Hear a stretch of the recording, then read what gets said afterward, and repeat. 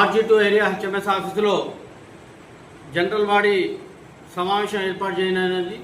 అందులో భాగంగా ఆగస్టు నెల 30-31 తారీఖున జరిగే ద్వైపాక్షిక 26వ రాష్ట్ర మహాసభలను విజయవంతం చేయాల్సిందిగా సింగరేణి కార్మిక వర్గాన్ని కోరుతున్నాము.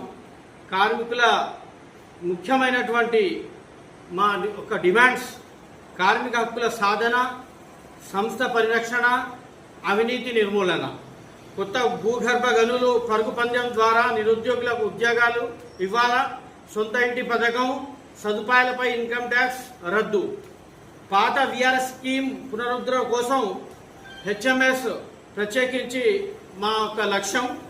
అందులో భాగంగా సభాస్థలం Singareni Godavari function hall, Naspur colony, Srirampur, Mancherial జిల్లాలో జరుగుతున్నటువంటి ఈ మహాసభలకు 12 డివిజన్ల నుంచి మా ప్రతినిధులు హాజరు కాబోతున్నారు.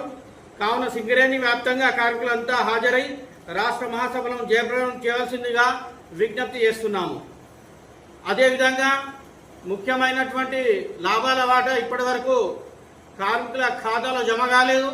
వెంటనే ఈ కార్మికులకు రావాల్సినటువంటి లాభాల వాటా వెంటనే కార్మికుల ఖాతాలో జమ చేయాల్సిందిగా డిమాండ్ చేస్తుంది.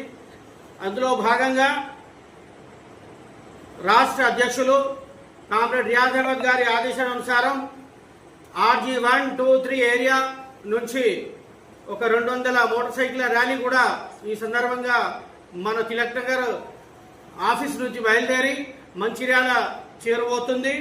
కావున కార్మికులకు ఐక్యంగా కార్మికులంతా HMS చూపుతున్నారు. కార్మికులంతా HMS కోసమే ఈ కలయిక కూడా జాగృతి HMS కలయిక ఆ సందర్భంగా మీకు గుర్తు చేస్తున్నాము. కావున సింగరేణి కార్మికులంతా ఈ మహాసభలను సంపూర్ణమైనటువంటి విజయవంతం చేయాల్సిందిగా కోరుతున్నాము. కార్మికుల ఐక్యత, కార్మికుల ఐక్యత, కార్మికుల ఐక్యత. HMS Zindabad, HMS Zindabad, HMS Zindabad, HMS Zindabad, HMS Zindabad, HMS Zindabad. Thank you. Okay, పేరు చెప్పండి. సంఘటన